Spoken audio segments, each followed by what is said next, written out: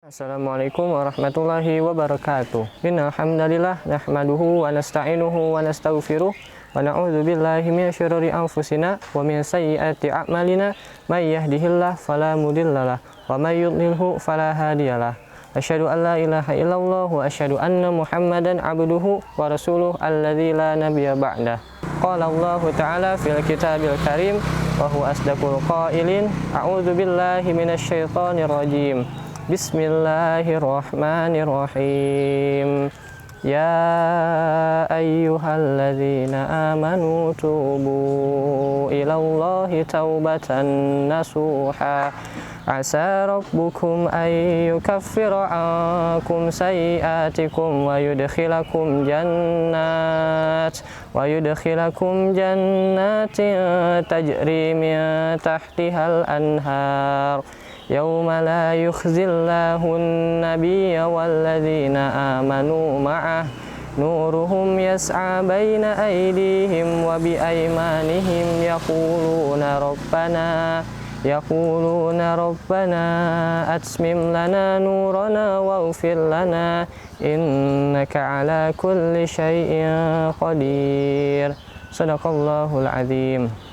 Pertama-tama yang paling utama, marilah kita panjatkan puji syukur kehadirat Allah Subhanahu wa Ta'ala, karena berkat rahmatnya kita masih diberikan nikmat sehat, nikmat iman, dan nikmat Islam. Salawat serta salam tak lupa kita curahkan kepada Nabi besar kita, Nabi Muhammad Sallallahu Alaihi Wasallam, kepada sahabatnya, kepada tabi'in-tabi'atnya, hingga menjadi syafaat bagi kita di yaumul qiyamah. Amin ya rabbal alamin.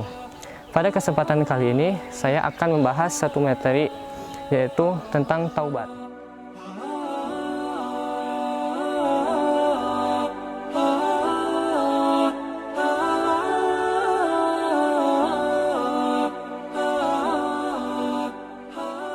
Ya, jadi seperti yang kita tahu, manusia adalah tempat salah dan lupa, dan sebaik-baik manusia ialah yang bertaubat. Seperti yang disabdakan oleh Rasulullah SAW, yang artinya setiap anak Adam pasti berbuat salah, dan sebaik-baik orang ialah yang bertaubat. Dan Allah Subhanahu wa Ta'ala juga memerintahkan kita untuk senantiasa bertaubat, seperti dalam firman-Nya pada surat At-Tahrim ayat 8, yang artinya, hai orang-orang beriman, bertaubatlah kepada Allah dengan taubatan nasuha, taubat yang semurni-murninya. Mudah-mudahan Rabbmu menutupi kesalahan-kesalahanmu dan memasukkanmu ke dalam jannah yang di bawahnya mengalir sungai-sungai, pada hari ketika Allah tidak menghinakan para nabi dan orang-orang mukmin yang mengikutinya. Sedang cahaya memancar di hadapannya dan di sebelah kanan mereka, sambil mereka berkata, Ya Rabb kami, sempurnakanlah bagi kami cahaya kami dan ampunilah kami. Sungguh Engkau Maha Kuasa atas segala sesuatu. Namun seringkali kita menganggap remeh satu dosa, seperti nggak apa-apa, cuman pegang tangan doang, nggak apa-apa, cuman nyontek doang, cuma sekali doang kok, nggak apa-apa, bohong sekali, dan lain sebagainya lah, kita berbohong. Padahal jika dibandingkan dengan sahabat di masa Nabi, seperti yang dikatakan oleh Anas bin Malik radhiyallahu an, sesungguhnya kalian mengerjakan amalan dosa di hadapan mata kalian tipis seperti rambut. Namun kami para sahabat yang hidup di masa Nabi Shallallahu Alaihi Wasallam menganggap dosa semacam itu seperti dosa besar gitu. Jadi terlihat jauh, terlampau jauh gitu antara sifat kita yang seringkali menganggap remeh suatu dosa dengan sahabat di masa Nabi. Selain itu, coba bandingkan juga dengan bagaimana seorang mukmin melihat suatu dosa gitu yang telah ia lakukan. Ibnu Mas'ud radhiyallahu an berkata, sesungguhnya seorang mukmin melihat suatu dosanya seakan-akan dia duduk di atas sebuah gunung dan khawatir gunung itu menimpanya. Sedangkan seorang yang fajir, yang gemar bermaksiat, ia akan melihat dosanya seperti seekor lalat yang lewat begitu saja di hadapan batang hidungnya. Para sahabat Rasulullah saja takut melakukan dosa sekecil apapun gitu. Sebagaimana orang mukmin yang khawatir gunung di atasnya itu akan menimpanya karena dosanya. Masya Allah. Lalu bagaimana kabarnya dengan kita yang seringkali menganggap remeh satu dosa gitu ya? Bukankah lama-lama dosa yang kecil itu akan menggunung dan akan menjadi dosa yang besar gitu ya? Tapi kita harus bersyukur karena Allah Subhanahu wa Ta'ala selalu menerima taubat kita sebelum ajal menimpa kita dan sebelum hari kiamat kelak.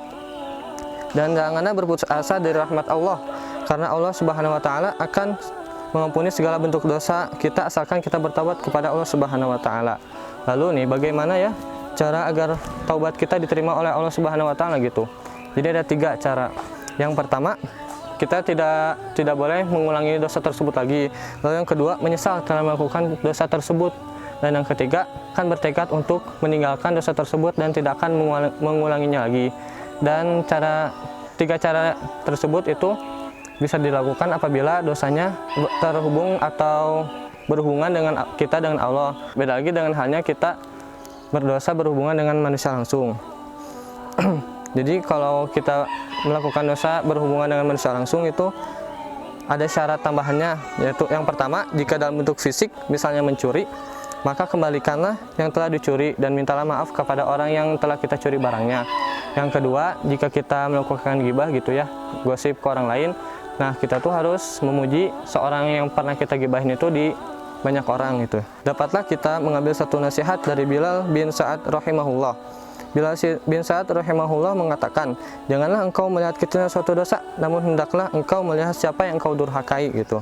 Yang kita durhakai dalam melakukan dosa yaitu ya Allah. Kita kan berbuat dosa kepada Allah Subhanahu wa taala gitu. Jadi kita wajib itu bertaubat. Kita jangan menyepelekan satu perbuatan dosa dan harus langsung bertobat gitu, karena Allah itu Maha Pengampun gitu, udah baik Allah tuh kepada kita. Kenapa kita tidak mau bertobat gitu, daripada kita mendapatkan sisaan yang pedih gitu nanti di akhirat kelak. Ya mungkin cukup sekian dari saya. Mohon maaf bila ada banyak salah. Jika ada salah itu murni dari kesalahan saya dan kebenaran hanya milik Allah. Wabillahi taufiq wal hidayah. Wassalamualaikum warahmatullahi wabarakatuh.